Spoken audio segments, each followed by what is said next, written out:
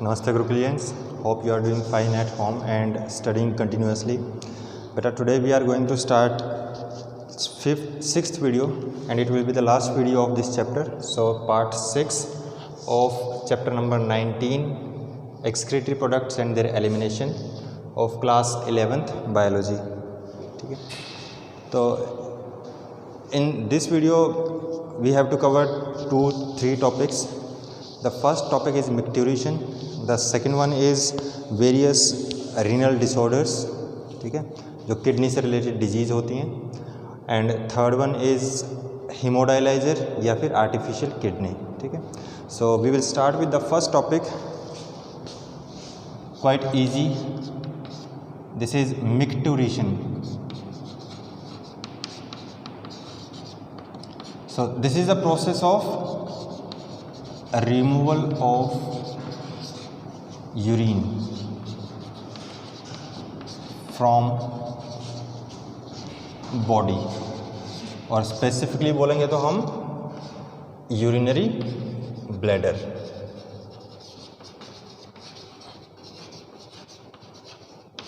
तो मिक्टुरेशन के अंदर होगा क्या? सबसे पहले जब एक प्रॉपर अमाउंट में यूरिन बन चुका होगा, ज़्यादा अमाउंट में बन जाएगा वो, तो क्या होगा, it will store into urinary bladder. तो मैं इसको थोड़ा फ्लो चार्ट की फॉर्म में लिख देता हूँ. More volume of urine stored in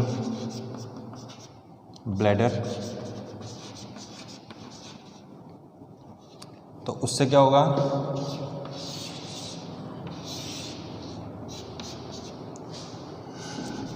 wall of bladder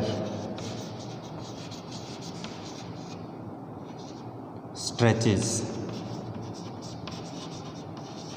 वो स्ट्रेच करेगी, और स्ट्रेच करने से क्या होगा, the receptors, the stretch receptor which are present on the surface of wall of bladder, ठीक है, स्पेसिफिकली मसल्स वाली, उसके अंदर क्या है, रिसेप्टर्स हैं. तो वो रिसेप्टर इस चीज़ को रिसीव करेंगे, सिग्नल को. So activation of stretch receptors,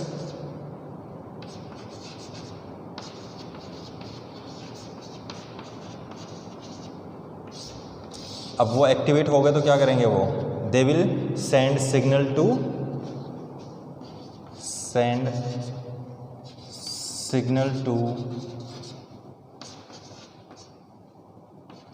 hypothalamus या डायरेक्टली CNS लिख देंगे हम, सेंट्रल नर्वस सिस्टम. तो सेंट्रल नर्वस सिस्टम क्या करेगा, it will send signal to bladder wall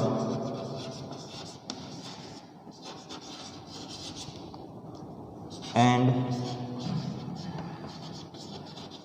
urinary sphincters through motor neuron. So motor neuron क्या होते हैं, जो सिग्नल लेके आएंगे ब्रेन से किसी टर्मिनल ऑर्गन की तरफ. ठीक है, तो CNS ने, सेंट्रल नर्वस सिस्टम ने ये चीज़ रिसीव कर ली कि ब्लैडर फुल हो चुका है. ठीक है, वो इन्फॉर्मेशन कहाँ से आई, स्ट्रेच रिसेप्टर्स. स्ट्रेच रिसेप्टर्स ने किसको पहुँचाया, CNS को. CNS के थ्रू, किसके थ्रू गया, ये सेंसरी न्यूरॉन है यहाँ पे. ठीक है, CNS ने एक कमांड दी, that command will be travelled to bladder and sphincters through motor neuron. अब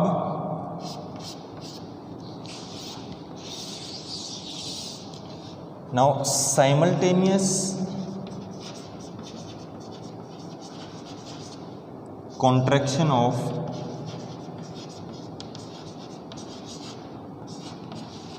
urinary wall वाल मतलब यहाँ पे specifically muscle part of wall, and relaxation of sphincters.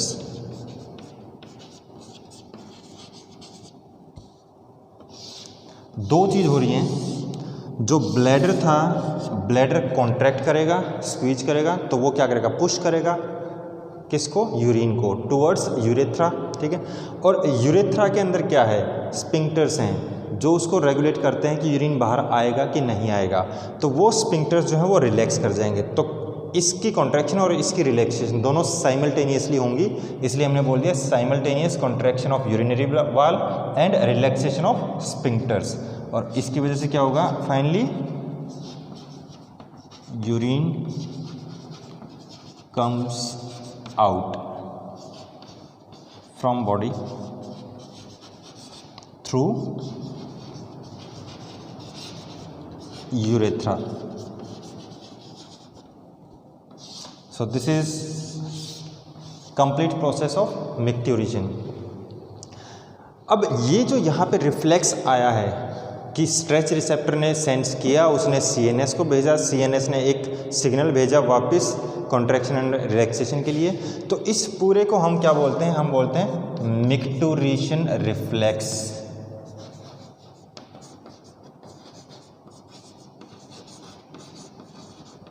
मिक्टुरेशन reflex, ये पूरी प्रोसेस इस रिफ्लेक्स की वजह से हो रही है, ठीक है। अगर हम डेफिनेशन देखें स्पेसिफिकली तो यहाँ पे लिखी हुई है, the neural mechanism which will cause micturition. Neural mechanism यही है मैकेनिज्म, ठीक है। सो इसकी डेफिनेशन क्या होगी, द न्यूरल मैकेनिज्म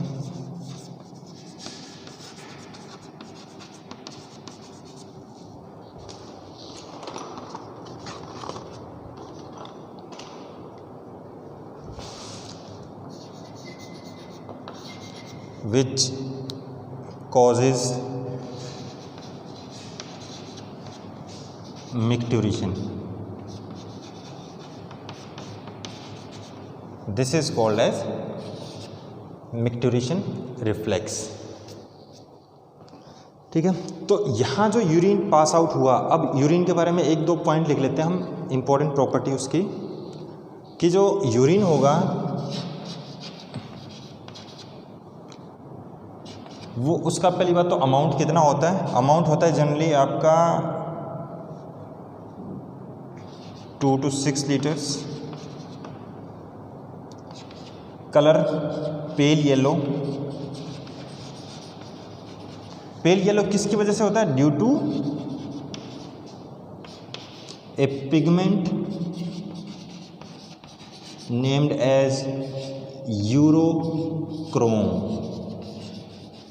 इस पिगमेंट का नाम याद रखना, पूछा जा सकता है, यूरोक्रोम। ये यूरोक्रोम बनता किसकी वजह से, जब हीमोग्लोबिन डिस्ट्रक्ट होता है, जब आरबीसी 120 दिन कंप्लीट हो गए, आरबीसी का डिस्ट्रक्शन हुआ, तो हीमोग्लोबिन जब बचा, हीमोग्लोबिन जब डिकम्पोज होगा तो उससे बनता है यूरोक्रोम आपका पिगमेंट। तो इस पिगमेंट की वजह से पेल येलो कलर होता है आपका यूरिन का, ठीक है। थर्ड पॉइंट है इसका जो पीएच होती है, पीएच नॉर्मली 6 होती है, बट इसकी रेंज जा सकती है आपकी 5 to 8, ठीक है। अब 6 है तो हम इसको बोलते हैं दिस इज एसिडिक, ठीक है। तो अमाउंट कितना है, पेल येलो कलर क्यों है, पीएच कितना है, ठीक है। अब यूरिन की अगर हम यूरिन के थ्रू, यूरिन का टेस्ट करके हम क्या पता कर सकते हैं, कुछ डिजीज़ के बारे में पता कर सकते हैं, ठीक है। अगर यूरिन के अंदर ब्लड आए या यूरिन के अंदर यूरिया आए, कीटोन बॉडीज़ आएँ या ग्लूकोज आए, तो हर एक चीज़ के लिए एक अलग टर्म है, वो अलग टर्म मैं बाद में ही बताऊंगा जब डिजीज़ वाला सेक्शन करेंगे इसमें, ठीक है। So this is all about micturition and micturition reflex.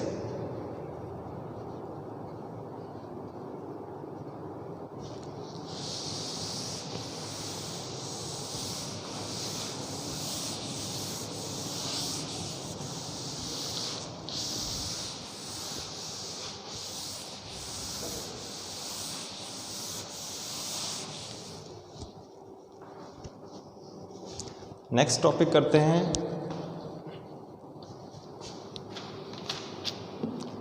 Role of other organs.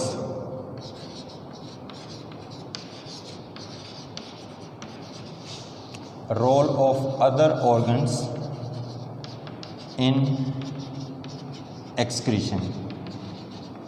ठीक है, इसके अंदर जनरली हम 3 ऑर्गन इंक्लूड करते हैं। एक्सक्रीशन में किडनी तो हो गया, उसको तो हम नहीं करेंगे। किडनी के अलावा कौन कर सकता है? फर्स्ट है स्किन। ठीक है, तो स्किन क्या करेगी? It secretes sebum, cholesterol through sebaceous gland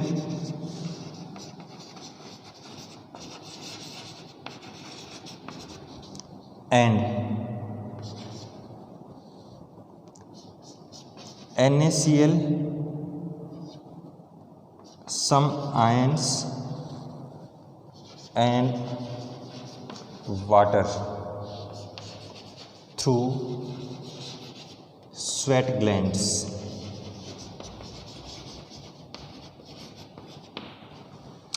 दो टाइप की ग्लैंड्स हैं, एक सेबेसियस ग्लैंड और एक स्वेट ग्लैंड है। इससे स्वेट रिलीज होगा, इससे सीबम रिलीज होता है। सीबम क्या है? ये एक वैक्सी सब्सटेंस है।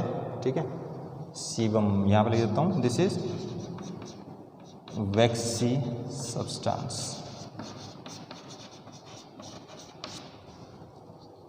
तो स्किन इस तरीके से करेगा एक्सक्रीशन। दूसरा है लंग्स।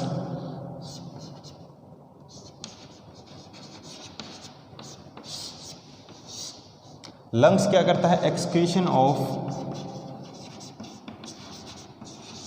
CO2 एंड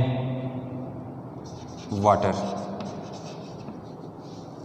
जो हम सांस लेते हैं, CO2 हमारी टिश्यूज़ के अंदर, सेल्स के अंदर बनेगी, तो वो एक्सक्रीटरी प्रोडक्ट है that has to be eliminated out from the body. So that CO2 will be excreted out from the tissues through blood and then ultimately through lungs via exhalation या expiration।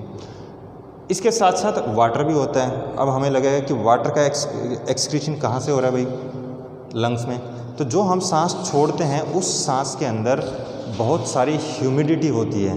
ठीक है, तो normally हम सांस लेते हैं अंदर, वो क्या पता ड्राई है या ह्यूमिड है, पर जब हम बाहर छोड़ते हैं that will always contain some water amount, तो उसके अंदर ह्यूमिडिटी होगी ही होगी। इसलिए हमने यहाँ पे लिखा है excretion of CO2 and water. तो यहाँ पे लिखा हुआ 400 ml of water, 400 ml of water per day वो एक्सक्रीट आउट हो जाता है हमारी बॉडी से थ्रू एक्सपीरेशन या एक्सहेलेशन। लिख देता हूँ यहाँ पे, थ्रू एक्सहेलेशन।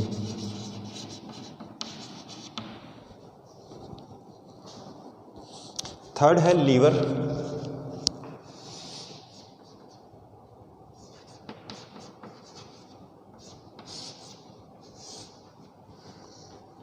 अब लीवर का फंक्शन थोड़ा सा इंपॉर्टेंट है, ध्यान से देखना। लीवर क्या करेगा? जो RBC डेड जो हो गई थी, ठीक है, इसमें से क्या निकला? हीमोग्लोबिन।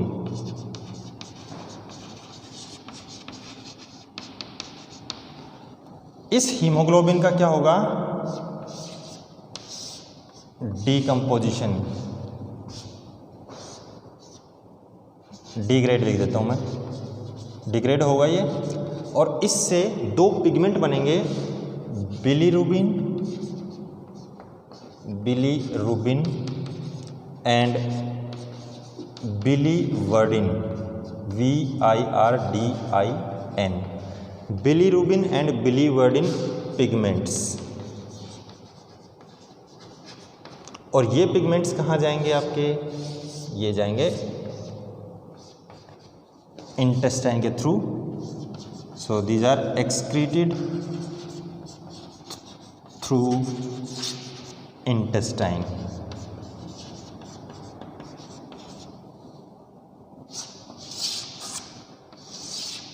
So एक तो ये हो गया लीवर का function, this is one. Second, जो हमारी बॉडी के अंदर एक्स्ट्रा अमाइनो एसिड होते हैं, ठीक है, एक्स्ट्रा अमाइनो एसिड्स, इन एक्स्ट्रा अमाइनो एसिड्स का करते हैं डीअमीनेशन.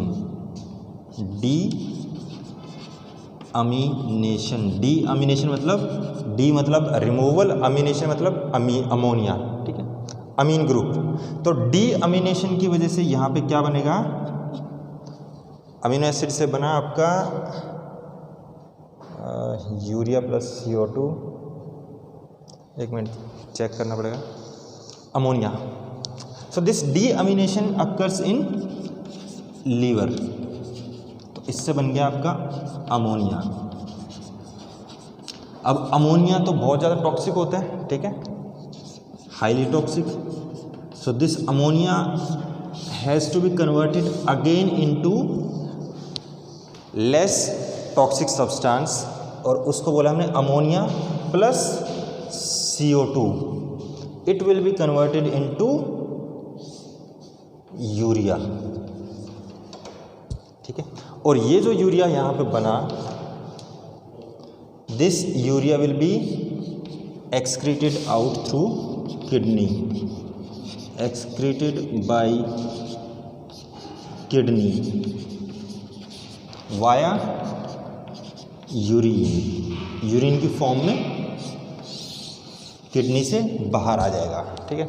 अब यहाँ पे जो अमोनिया प्लस CO2 ये यूरिया में कन्वर्ट हुआ है, इस साइकिल का नाम आता है, either we can write urea cycle, और दूसरा नाम मैं यहाँ पे लिख देता हूँ, स्पेस नहीं है वहाँ पे, ऑर्निथीन साइकिल, ठीक है. तो ये नाम याद रखना, ammonia plus CO2 urea cycle या ऑर्निथीन साइकिल. ये कहाँ पे हो रहा है, ये सारी चीज़ लीवर के अंदर. तो यूरिया बना कहाँ पे, लीवर में. एक्सक्रीट कौन कर रहा है, किडनी कर रही है, किस फॉर्म में, यूरिन की फॉर्म में, ठीक है. So this is role of other organs in excretion. बाकी इसमें स्लाइवरी ग्लैंड का भी लिखा हुआ है. स्लाइवरी ग्लैंड का कुछ खास नहीं है रोल, कुछ मेटल आयंस को ही भेजता है, ठीक है. मेजर आपके ये 3 हैं.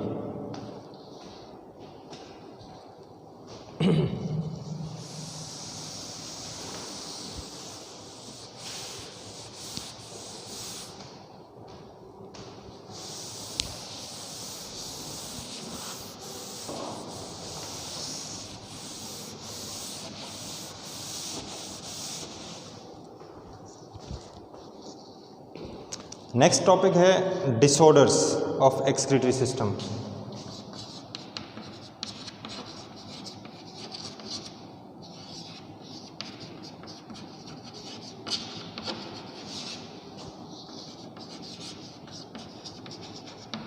अब इसमें बहुत सारे डिजीज़ के नाम आएंगे, ठीक है. आपने डिजीज़ का नाम बिल्कुल नाम से पता चल जाएगा क्या चीज़ है. एक डिजीज़ है यूरीमिया,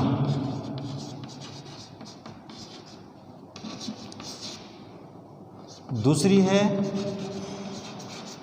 हेमेटूरिया,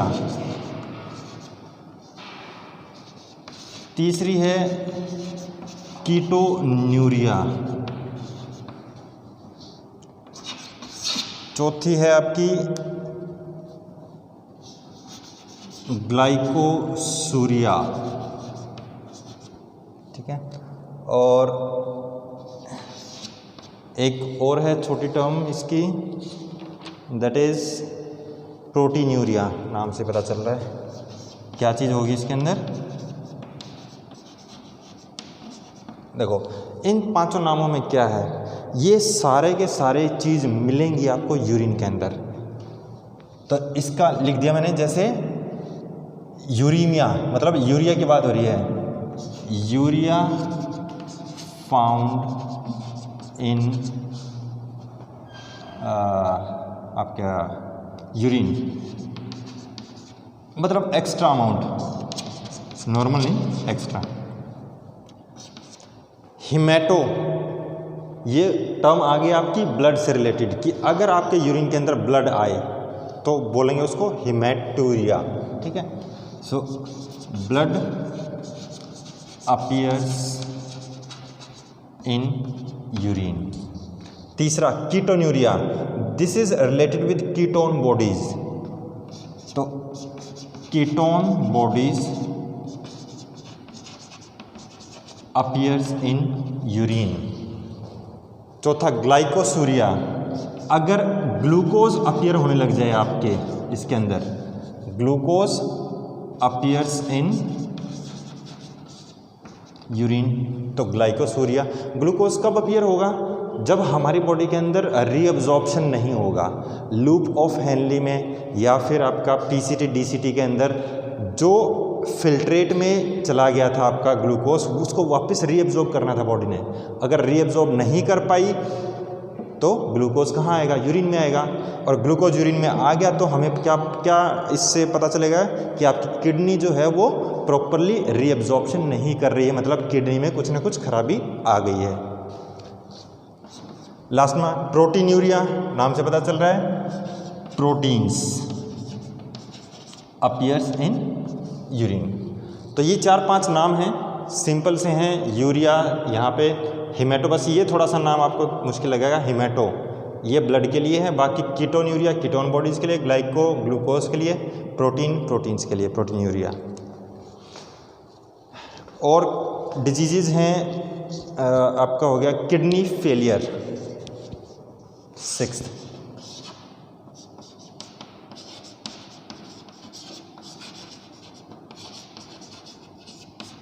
सो किडनी फेलियर का मतलब ये नहीं है कि किडनी कंप्लीटली फेल हो गई है, जितनी अमाउंट में उसको ब्लड की फिल्ट्रेशन करनी चाहिए थी to remove nitrogenous waste and to form urine, उतना नहीं कर रही है। तो हम इसमें लिखेंगे इम्प्रॉपर फंक्शनिंग या लेस इफेक्टिवली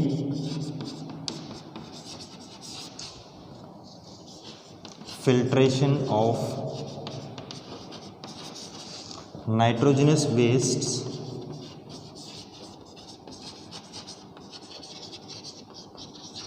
फ्रॉम ब्लड, जितना होना चाहिए उतना नहीं, तो इसको बोल दिया हमने किडनी फेलियर। नेक्स्ट डिजीज़ है रीनल कैलकुली, ये वाली चीज़ मिटा देता हूँ मैं अभी।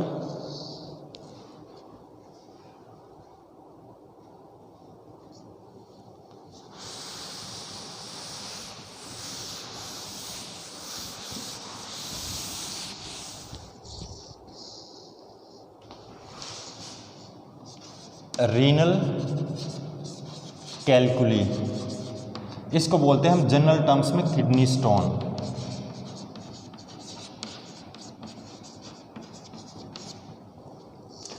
तो ये क्या है एक्चुअली? दीज आर सॉल्ट्स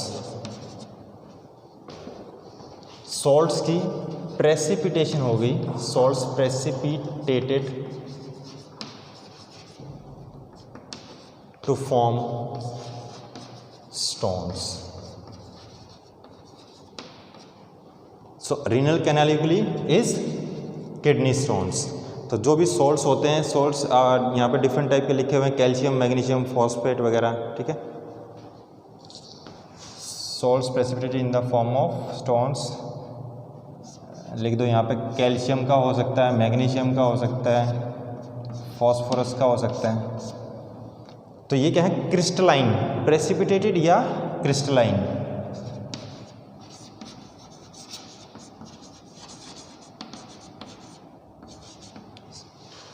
तो ये एक्युमुलेट हो गए तो उसको बोलते हैं हम renal canaliculi. Next disease is glomerulonephritis.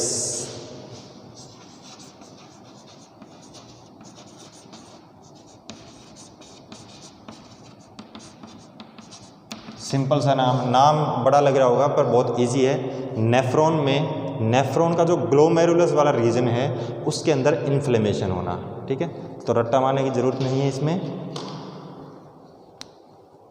So this is inflammation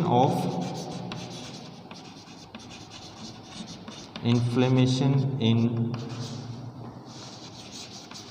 glomerulus of nephron in kidney। तो किडनी के अंदर लाखों नेफ्रॉन्स हैं, उन नेफ्रॉन के ग्लोमेरुलस के अंदर जहाँ पे फिल्ट्रेशन होनी है उस एरिया के अंदर इन्फ्लेमेशन होना, उसको बोल दिया हमने ग्लोमेरुलोनेफ्राइटिस। ठीक है। And last disease is diabetes insipidus.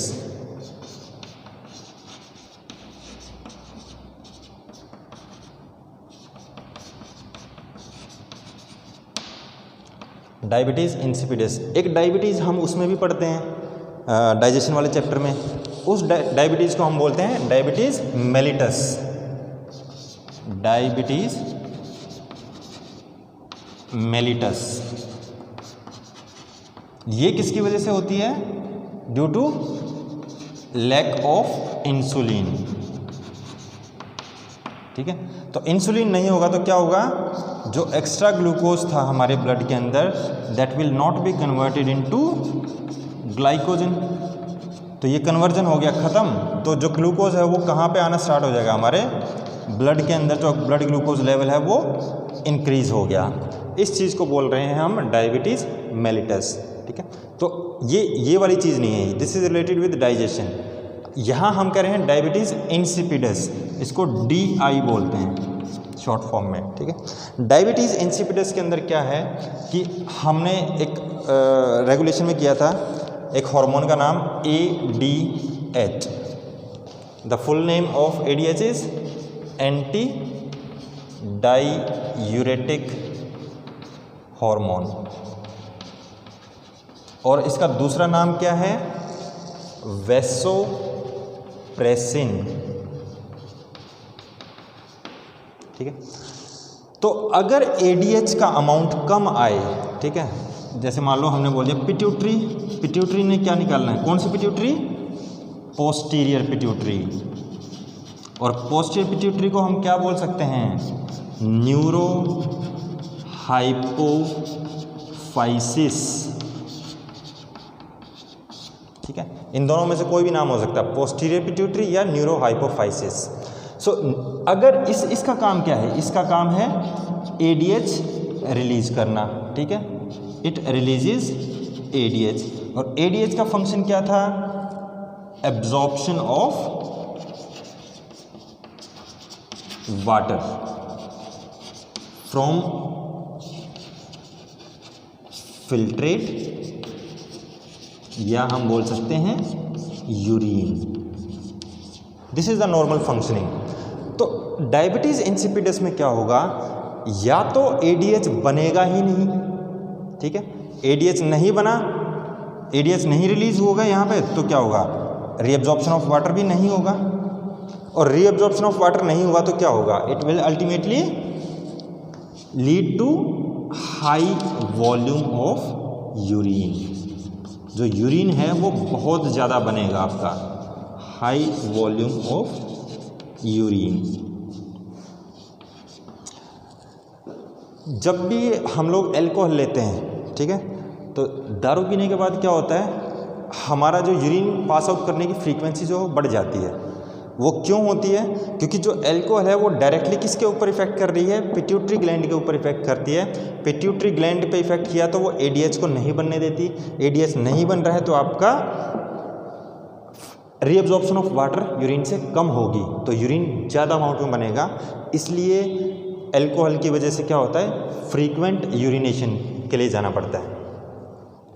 तो एक तो ये हो गया कि भाई ADH बन ही नहीं रहा, और दूसरी कंडीशन ये हो सकती है ADH बना पर वो इनइफेक्टिव है, वो रीअब्जॉर्प्शन ऑफ वाटर करवा ही नहीं पा रहा। ठीक है। तो DI दो टाइप से हो सकती है।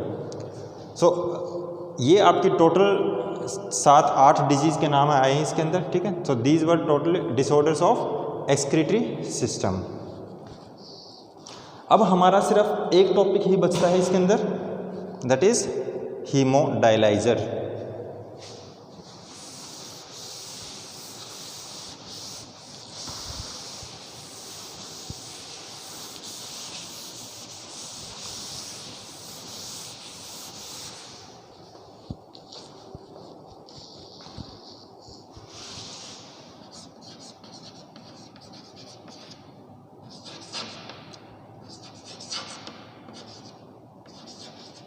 हेमोडायलाइजर। सो हेमोडायलाइजर को हम क्या बोलते हैं? हम आर्टिफिशियल किडनी भी बोलते हैं।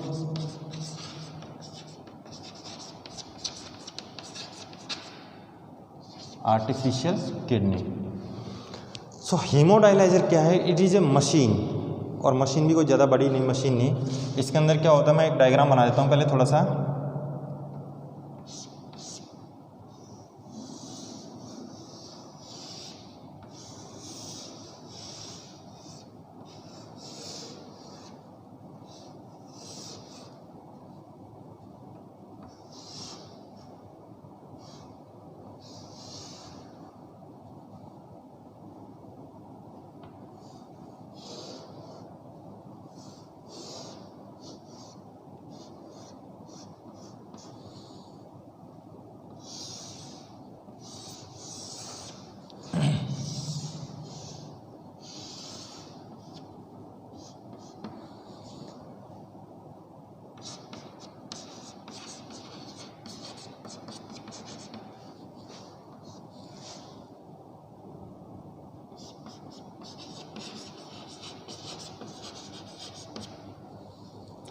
सो ये जो यहाँ पे जो पाइप वाला स्ट्रक्चर दिखा है, इसको हम हेमोडायलाइजर बोल रहे हैं एक्चुअली में।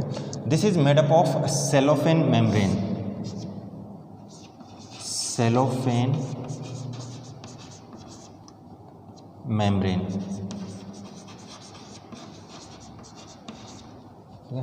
Having small pores. इस पूरे पाइप के अंदर बना हुआ है ये सेलोफेन मेम्ब्रेन से, और इसके अंदर बहुत छोटे छोटे पोर्स होते हैं। ठीक है, अब यहाँ पे ये जो चैम्बर है, इस चैम्बर के अंदर एक फ्लूइड भरा गया है।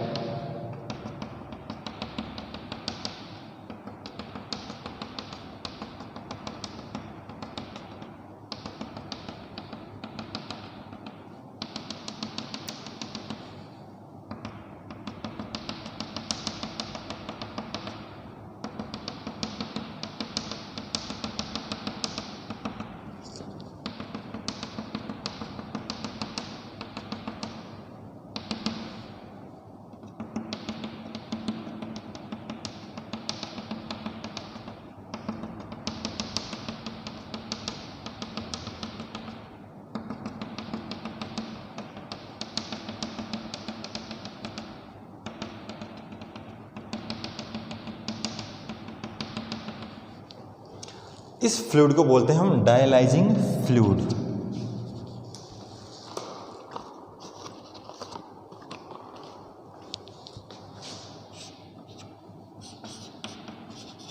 डायलाइजिंग फ्लूइड, और इसकी कंसंट्रेशन जो होती है, it is made up of water plus salts, and it has same concentration with blood plasma of patient except nitrogenous wastes।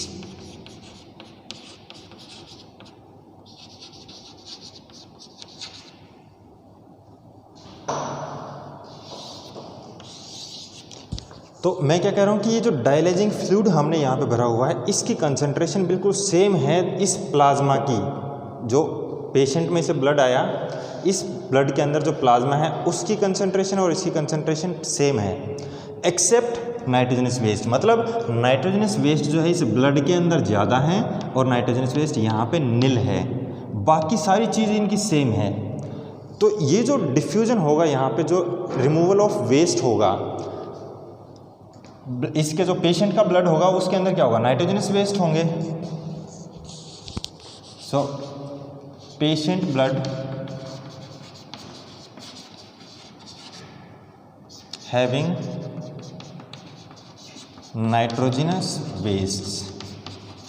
So nitrogenous waste में कुछ भी हो सकता है आपका, मोस्टली ह्यूमन बींग्स में यूरिया होता है, पर कुछ अमाउंट में यूरिक एसिड भी हो सकता है। सो इस पेशेंट ब्लड का पेशेंट का जो ब्लड होगा इसके अंदर है नाइट्रोजनस वेस्ट, पर इसके अंदर नहीं है,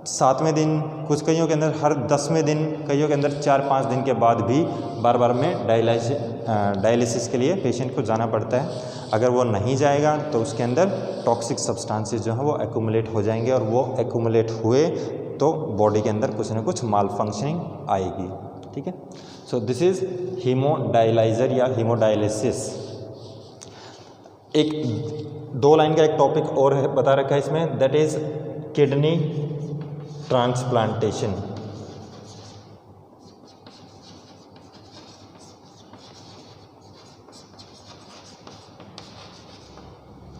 सो किडनी ट्रांसप्लांटेशन क्या है कि जब किडनी प्रॉपरली बिल्कुल फेल हो जाए, काम नहीं कर सकती, तो अल्टीमेटली क्या होगा, एक डोनर होगा जो डोनेट करेगा अपनी किडनी इस पेशेंट को, बट जो डोनर होगा that should be his close relative या फिर बिल्कुल फैमिली का ही बंदा। ठीक है, अदरवाइज क्या होगा, there will be chances of graft rejection. Graft rejection, graft मतलब कोई भी चीज़ जो हम किसी एक बंदे की दूसरे बंदे के अंदर चढ़ाएंगे। ठीक है, चाहे वो हार्ट हो, चाहे वो किडनी हो, चाहे कोई दूसरा ऑर्गन हो। तो अगर हमने किसी अननोन बंदे से किडनी ली और उसका ब्लड ग्रुप भी मैच नहीं करता हमारे साथ, या और ज़्यादा क्लोज रिलेटिव भी नहीं है, तो वो किडनी हमने लगा तो दी पेशेंट के अंदर, बट ज़रूरी नहीं है कि वो किडनी सक्सेसफुली काम करने लग जाए। क्यों? क्योंकि जो उस पेशेंट की बॉडी है जो रिसीव करेगा किडनी को, उस पेशेंट की बॉडी एंटीबॉडीज़ बनाएगी किसके अगेंस्ट, ये जो किडनी किसी ने डोनेट करी है, क्योंकि ये एज ए फॉरेन ऑर्गेनिज्म की तरह काम कर रही है वहाँ पे। तो जैसे ही वो एंटीबॉडी बनी पेशेंट के अंदर, it will reject the graft, मतलब उस किडनी को उसने रिजेक्ट कर दिया। तो आपने किडनी लगवाई भी और वो प्रॉपरली फंक्शन भी नहीं करेगी, तो उस चीज़ का कोई फ़ायदा नहीं। Ultimately that kidney has to be removed from the body again. ऐसा भी नहीं कर सकते कि वो किडनी हम अंदर ही रख दें, बेशक नॉन फंक्शनल हो, वो हटानी पड़ेगी, अदरवाइज बॉडी के अंदर इन्फेक्शन हो जाएगा। तो 2 बार सर्जरी होगी, एक बार किडनी हमने लगवाई, दूसरी बार निकलवाएंगे और फ़ायदा कुछ नहीं होगा। तो इस चीज़ को बोलते हैं हम ग्राफ्ट रिजेक्शन। तो इस ग्राफ्ट रिजेक्शन से बचने के लिए पहला सोल्यूशन क्या है, donation should be between close relatives.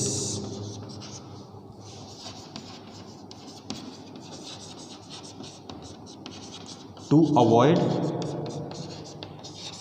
Graft rejection, GR short form लिख दिया मैंने वैसे ही। ठीक है, graft rejection.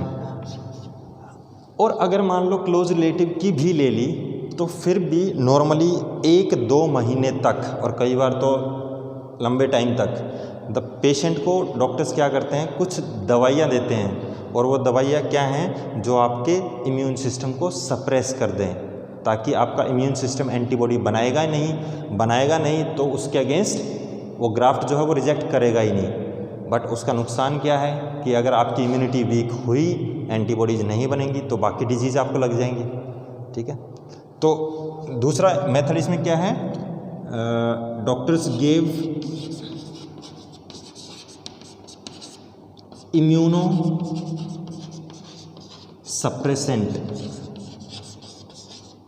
Suppressant drugs to patient.